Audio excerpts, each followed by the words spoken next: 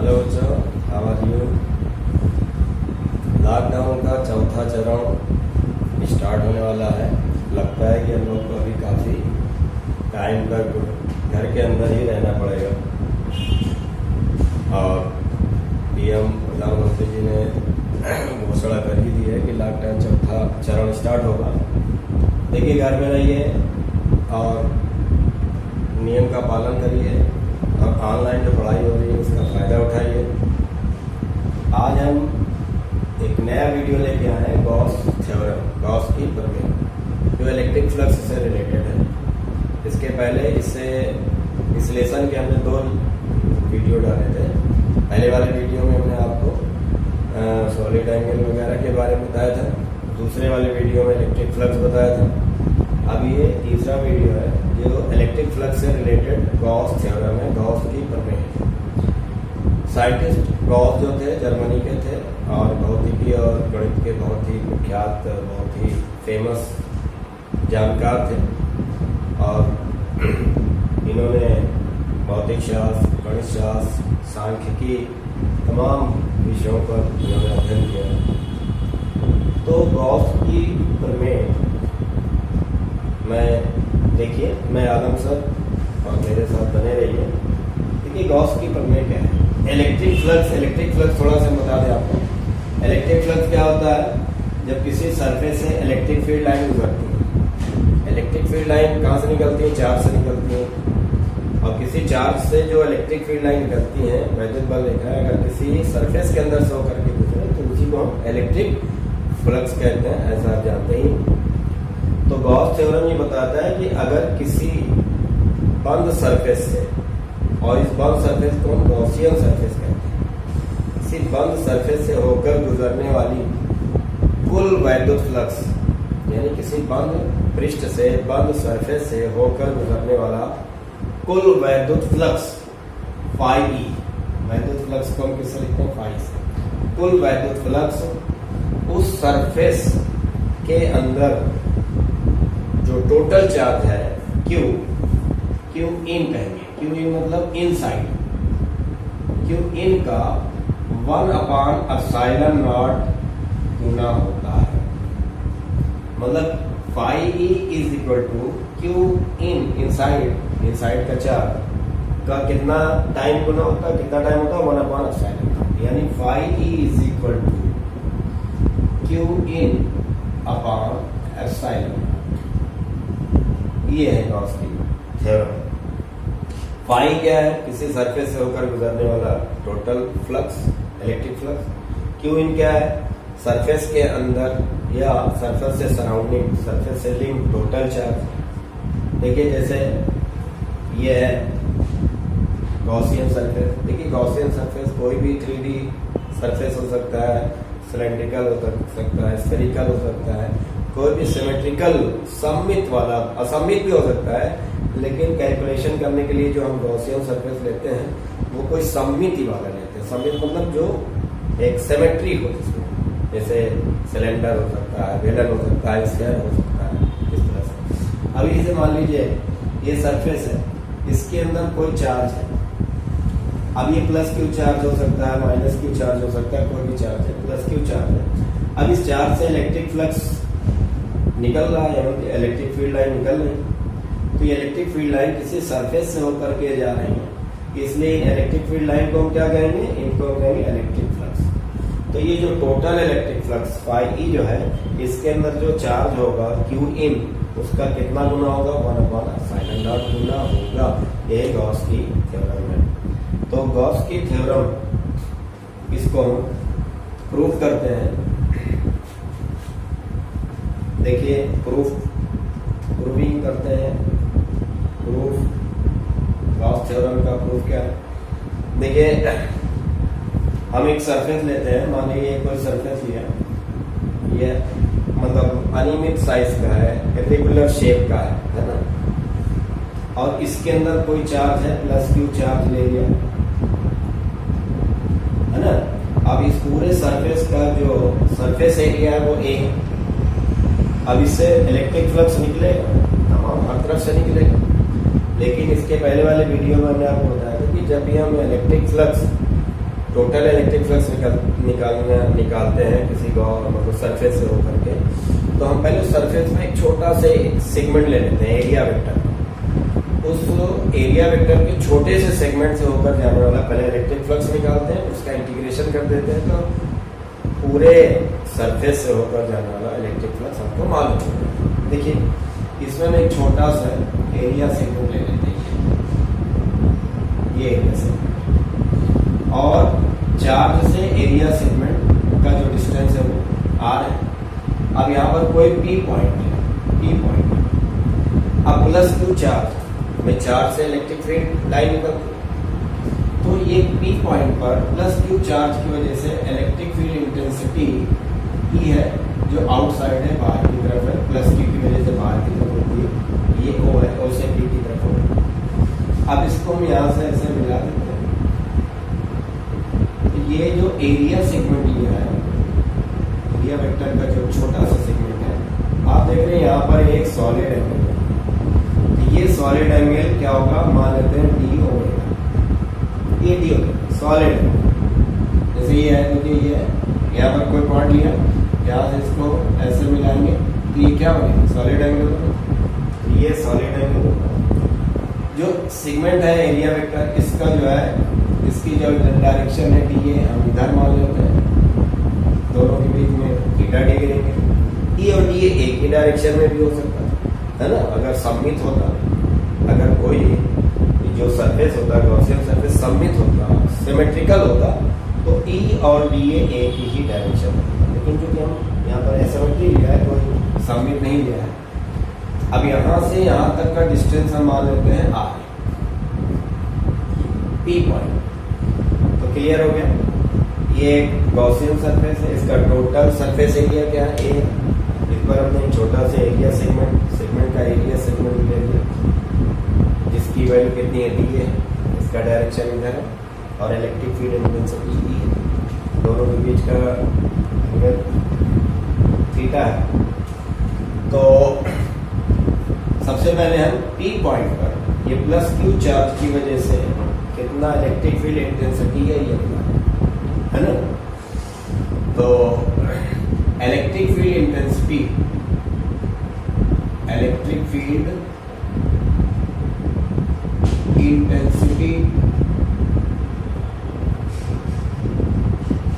Eight P point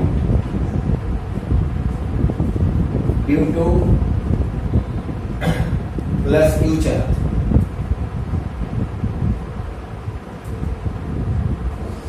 plus Q charge की वजह से पी पॉइंट पर कितनी इलेक्ट्रिक फील्ड इंटेंसिटी है, ई बाहर की तरफ है ना। अगर माइनस क्यू होता तो अंदर की तरफ ई का डायरेक्शन होता, तो E is equal to 1/4 pi epsilon not Q by R square होता है। ये आप बाहर जानते हैं इलेक्ट्रिक फील्ड इंटेंसिटी, इसका डायरेक्शन किधर होगा, ओ से पी की ओर है ना, from O to P, O से पी की ओर की तरफ होगा इलेक्ट्रिक फील्ड इंटेंसिटी। तो इलेक्ट्रिक फील्ड इंटेंसिटी है। अब देखिए, अब ये सरफेस जो है गॉसियन सरफेस है, इसका टोटल सरफेस एरिया है, इसमें हमने एक एरिया सेगमेंट ले लिया छोटा सा। तो पहले डीए से होकर जाना, जो छोटा सा सेगमेंट है उससे होकर जाने वाला इलेक्ट्रिक फ्लक्स हम कैलकुलेट करते हैं। Electric flux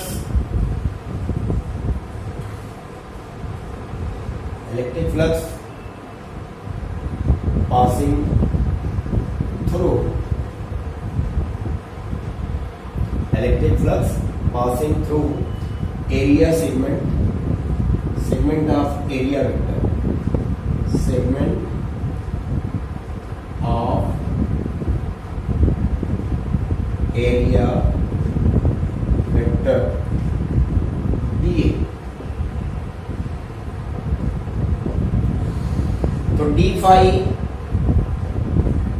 is equal to vector E dot vector D A is equal to E D A cos theta. ये आपने पढ़ा था इससे पहले वाले लेसन में। किसी सरफेस से होकर पास होने वाला electric flux vector E dot DA, यानी ये डॉट प्रोडक्ट होता है, vector E dot DA is equal to क्या होगा, ई डीए कॉस थीटा। यहाँ थीटा क्या है, ई और डीए के बीच का डायरेक्शन या angle between E vector E and vector DA, तो यहाँ थीटा है, तो ये डी फाई, क्योंकि एक छोटे से सेगमेंट से होकर के निकला। अब इसी डी फाई का क्या करना है, इंटीग्रेशन करते हैं, तो टोटल सरफेस से गॉसियन सरफेस से होकर के जाने वाला निकल आएगा। क्योंकि अगर हम देखें, देखिए इसी तरह से हम छोटे छोटे एरिया सेगमेंट इसमें बना सकते हैं। इस पूरे गॉसियन सरफेस को हम छोटे छोटे तमाम एरिया सेगमेंट में डिवाइड कर सकते हैं। तो जैसे इलेक्ट्रिक फील्ड इंटेंसिटी यानी इलेक्ट्रिक फील्ड लाइन इस सेगमेंट से गुजर रही, तो इलेक्ट्रिक फील्ड लाइन इस सेगमेंट से भी गुजरेंगी, इलेक्ट्रिक फील्ड लाइन इस सेगमेंट से भी गुजरेंगी, इस सेगमेंट से भी गुजरेंगे, इस सेगमेंट से भी गुजरेंगे, इस सेगमेंट से भी गुजरेंगे, सभी सेगमेंट से गुजरेंगे। तो हमें पहले भी हमने डीए से होकर के निकाल लिया, अब इसी का इंटीग्रेशन करना है, तो हमें टोटल सरफेस से होकर जाने वाला इलेक्ट्रिक फ्लक्स मालूम हो जाएगा। तो इसको हम निकालने चल रहे हैं।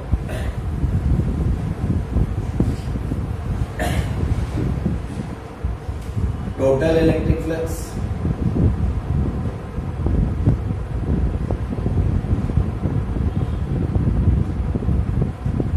passing through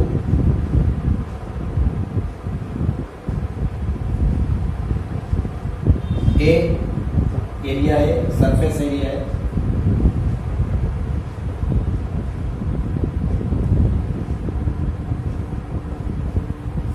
यानी ए सरफेस एरिया जो टोटल है उससे होकर के जाने वाला इलेक्ट्रिक फ्लक्स डी फाई है, तो फाई ही हो जाएगा। अब इसका इंटीग्रेशन कर देंगे। अब चूंकि ये जो गॉसियन सरफेस है वो इनक्लोज्ड है, बंद है, इसलिए हम इसको साइन ऑफ इंटीग्रेशन में इसको से गोला बना दिया। इसका मतलब ये हुआ कि हम किसी बंद सरफेस के लिए इंटीग्रेशन कर रहे हैं। तो डी फाई का इंटीग्रेशन करेंगे कितने के लिए, एरिया ए के लिए। डी फाई की जगह हम रख देते हैं इंटीग्रेशन, डी फाई की जगह कितना रख देंगे, ई D A cos theta, E D A cos theta. अब ई की वैल्यू यहाँ पुट कर देते हैं, जो ई हमने निकाला है इसको मिटा दे रहे हैं। आप लोग इसको वीडियो को पॉज करके नोट कर सकते हैं और अपना नोट बना सकते हैं, है ना। और वीडियो को लाइक शेयर और सब्सक्राइब जरूर करिए। तो phi E is equal to E के प्लेस पर जो अभी हमने निकाला है 1/4 pi epsilon not Q by R square. फिर आगे क्या होगा, डी ए कॉस थीटा। इसमें जो कांस्टेंट क्वांटिटी है उसको हम बाहर कर लेते हैं, उसका साइन ऑफ इंटीग्रेशन से बाहर कर लेते हैं। देखिए कांस्टेंट क्वांटिटी का हमें Q upon 4 pi epsilon nought integration हो जाएगा D A cos theta upon R square, क्योंकि डी ए और आर डी ए हर डी ए से आर की डिस्टेंस अलग अलग होगी, तो ये वेरिएबल है, वेरी कर रही है क्वांटिटी, आर वेरी कर रही है ना, डी ए वेरी कर रहा है और ये कांस्टेंट होगा हर डी ए के लिए। अब देखिए D A cos theta upon 4 Q upon 4 pi epsilon nought, तो ये याद करिए ये हो जाएगा, किसके लिए हो जाएगा, इसके जगह हम क्या लिख सकते हैं, D omega. D omega, D omega क्या है, सॉलिड एंगल है ना, सॉलिड एंगल आपने पढ़ा होगा। तो डी ओमेगा का इंटीग्रेशन करेंगे तो टोटल आ जाएगा Q upon 4 pi epsilon naught. इसकी जगह क्या हो जाएगा, ओमेगा, डी ओमेगा का इंटीग्रेशन करेंगे ओमेगा हो जाएगा। तो डी ओमेगा क्या है, सॉलिड एंगल का एक छोटा सा स्मॉल पार्ट, ओमेगा जो है टोटल सॉलिड एंगल। तो टोटल सॉलिड एंगल कितना होता है, 4 pi q upon 4 pi epsilon naught. इसकी जगह हम रखते हैं 4 पाई, 4 पाई से 4 पाई कैंसिल हो जाएगा, तो phi E is equal to हो जाएगा Q upon epsilon nought. 4 pi से 4 पाई कैंसिल हो जाएगा, phi E is equal to Q upon epsilon nought. तो हम इसे को इस तरह से लिख सकते हैं, phi E is equal to vector E dot vector D A is equal to Q upon epsilon. जहां क्यू क्या है, Q total charge enclosed Gaussian surface, यानी गॉसियन सरफेस के भीतर का टोटल चार्ज होगा। और ए क्या है, ई क्या है, इलेक्ट्रिक फील्ड, पी पॉइंट पर इलेक्ट्रिक फील्ड, ये हो गया आपका गॉसियन सरफेस। अब गॉसियन सरफेस से रिलेटेड कुछ और जानकारियां ले लीजिए। देखिए यहां पर vector E dot vector D A is equal to Q upon, या क्यू इन कह सकते हैं, क्यू इन क्या है, इनक्लोज चार्ज यानी total charge enclose by Gaussian surface, Gaussian surface के अंदर का टोटल चार्ज। देखिए इसका मतलब जैसे मान लीजिए कोई गॉसियन सरफेस, इसके अंदर कई चार्ज हैं, Q1, Q2, Q3, कोई जरूरी नहीं कि एक ही जगह हो, यानी गॉसियन सरफेस के अंदर का टोटल चार्ज है वो चार्ज कहीं पर भी हो, कुछ एक यहाँ हो सकता है, क्या हो सकता है, क्या हो सकता है, क्या हो सकता है, क्या हो सकता है। मान लेते हैं अगर गॉसियन सरफेस के अंदर Q1, मान लीजिए ये Q1 है चार्ज, ये Q2 चार्ज है, ये Q3 है, Q4 है ना, Qn तक है, तो कितना चार्ज है, Q1 है, Q2 है, Q3 है, डॉट डॉट Qn तक। तो आपका जो इलेक्ट्रिक फ्लक्स हो जाएगा फाई ई जो हो जाएगा Q1 upon epsilon not plus Q2 upon epsilon not plus Q3 upon epsilon not dot dot dot plus Qn upon epsilon not. सबके वजह से इलेक्ट्रिक फ्लक्स ये फाई 1, ये फाई 2, ये phi 3 dot dot phi n तक का value.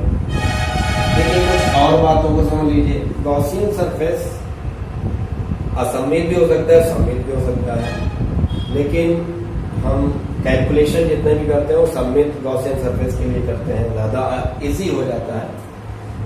देखिए और कुछ बातें देख लेते हैं। देखिए टोटल इलेक्ट्रिक फ्लक्स किसी पृष्ठ से होकर, किसी सरफेस से होकर गुजरने वाला टोटल इलेक्ट्रिक फ्लक्स सरफेस के अंदर के चार्ज पर डिपेंड करता है, उस सरफेस के साइज या शेप से डिपेंड नहीं करता। जैसे मान लीजिए ये सिलेंडर है, सिलेंड्रिकल सरफेस, इसके अंदर कोई चार्ज है Q, एक स्फीयर ले लिया जाए, इसके अंदर चार्ज है Q, एक ऐसे कोई रेक्टेंगुलर ले लिया जाए, इसके अंदर भी चार्ज Q, तो इससे गुजरने वाला भी टोटल फ्लक्स क्या हो जाएगा, Q अपॉन एप्सिलॉन नॉट। इससे भी गुजरने वाला टोटल फ्लक्स क्या हो जाएगा, Q अपॉन एप्सिलॉन नॉट। इससे भी गुजरने वाला टोटल फ्लक्स क्या हो जाएगा, phi is equal to Q upon epsilon. मतलब शेप या साइज से उसका कोई मतलब नहीं। जैसे एक और देख लेते हैं। जैसे मान लीजिए कोई स्फीयर है, एक r रेडियस का स्फीयर है, एक 2r रेडियस का स्फीयर। इसका रेडियस कितना r है और इसका रेडियस कितना 2r, लेकिन इसमें भी प्लस Q चार्ज है, इसमें भी प्लस Q चार्ज है। तो इससे भी निकलने वाला इलेक्ट्रिक फ्लक्स क्या होगा, Q अपॉन एप्सिलॉन नॉट होगा, और इससे भी निकलने वाला इलेक्ट्रिक फ्लक्स क्या होगा, Q अपॉन एप्सिलॉन। यानी उसका सरफेस एरिया बड़ा कर देने से कोई मतलब नहीं। इलेक्ट्रिक फ्लक्स डिपेंड करता है कि अंदर क्या चार्ज है, यानी सरफेस के इन साइड में कितना चार्ज है, उससे मतलब, उसके एरिया से मतलब नहीं। अगर कोई चार्ज अंदर नहीं होगा, है ना, तो इलेक्ट्रिक फ्लक्स ये होगा। अब देखिए कब इलेक्ट्रिक फ्लक्स प्लस में होता है, कब माइनस में होता है। देखिए अगर इलेक्ट्रिक फ्लक्स बाहर से सरफेस के अंदर जा रहा है, बाहर से सरफेस के अंदर जा रहा है, तो इलेक्ट्रिक फ्लक्स क्या हो जाएगा, नेगेटिव हो जाएगा। और अगर इलेक्ट्रिक फ्लक्स सरफेस के भीतर से बाहर आ रहा है तो क्या हो जाएगा, पॉजिटिव हो जाएगा। देखिए अभी हमने गॉस थ्योरम को प्रूव करने के लिए चार्ज को सरफेस के अंदर ले लिया था, चार्ज को अगर हम सरफेस के बाहर ले लें, मान लीजिए यहाँ पर चार्ज प्लस क्यू चार्ज, देखिए अगर प्लस क्यू चार्ज बाहर है सरफेस के अंदर नहीं है तो टोटल फ्लक्स जीरो है। कैसे? देखिए इससे निकल रहा है फ्लक्स, ये ऐसे देखिए, ये यहाँ पर एक हमने सेगमेंट ले लिया एरिया सेगमेंट, यहाँ पर एक एरिया सेगमेंट ले लिया, तो ये दोनों ही कितना एंगल बना रही हैं, डी ओमेगा। पहले इलेक्ट्रिक फ्लक्स बाहर से अंदर गया इस एरिया सेगमेंट से, फिर जब अंदर चला गया तो फिर अंदर से फिर क्या हो गया, फिर बाहर हो गया। चार्ज बाहर, तो पहले इलेक्ट्रिक फ्लक्स जो है बाहर से अंदर जा रहा है, तो इससे इस एरिया सेगमेंट से, इस वाले एरिया सेगमेंट से DA1 समझ लेते हैं और ये DA2, तो DA1 से जाने वाला इलेक्ट्रिक फ्लक्स क्या हो जाएगा, phi E is equal to minus Q upon epsilon nought होगा, क्योंकि बाहर से अंदर जा रहा है। फिर जब एक बार अंदर चला गया फिर अंदर से बाहर आ रहा है, तो इस वाले से जाने वाला इलेक्ट्रिक फ्लक्स क्या हो जाएगा, phi E1 phi E2 positive हो जाएगा, क्यू अपॉन एप्सिलॉन नॉट हो जाएगा। तो टोटल फ्लक्स जो phi E हो जाएगा वो phi E1 plus phi E2 हो जाएगा। तो phi E1 क्या है, minus Q upon epsilon not, ये क्या है प्लस में Q upon epsilon not, total क्या हो जाएगा, जीरो। तो इट मीन्स अगर चार्ज बाहर सरफेस के, गॉसियन सरफेस के, तो टोटल फ्लक्स जीरो होगा। देखिए अब कुछ और बातों को समझ लीजिए। देखिए जैसे मान लीजिए Gaussian surface vector E dot vector DA is equal to Q upon epsilon not, Q की जगह हम क्यू एन इन लिख दे रहे हैं। देखिए यहाँ जो लेफ्ट साइड का जो E जो है, जैसे मान लीजिए कुछ चार्ज इसमें अंदर है और कुछ चार्ज बाहर, कुछ चार्ज बाहर, कुछ चार्ज अंदर है, तो यहां जो इलेक्ट्रिक फील्ड होगा, देखिए इलेक्ट्रिक फील्ड कभी जीरो नहीं होगा, चाहे चार्ज अंदर हो चाहे चार्ज बाहर, इलेक्ट्रिक फ्लक्स जीरो हो सकता है। तो अगर ऐसी सिचुएशन है कि कुछ चार्ज गॉसियन सरफेस के अंदर है कुछ बाहर है, तो जो लेफ्ट हैंड साइड का E है वेक्टर E इलेक्ट्रिक फील्ड, यहां पर इलेक्ट्रिक फील्ड जो है वो सभी चार्ज का रिजल्टेंट वैल्यू होगा, सभी चार्ज का रिजल्टेंट, मतलब अंदर वाले चार्ज प्लस बाहर वाले चार्ज, सबका, जैसे यहीं से निकलने वाला इससे निकलने वाला, तो यहाँ E जो होगा अंदर और बाहर सभी चार्जों का रिजल्टेंट वैल्यू।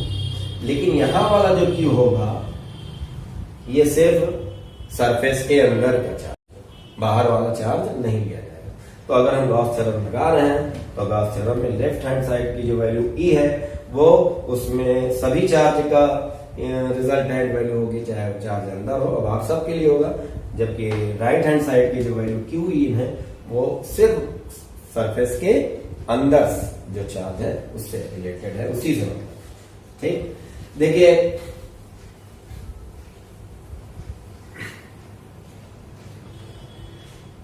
ये गॉस थ्योरम आपने देखा।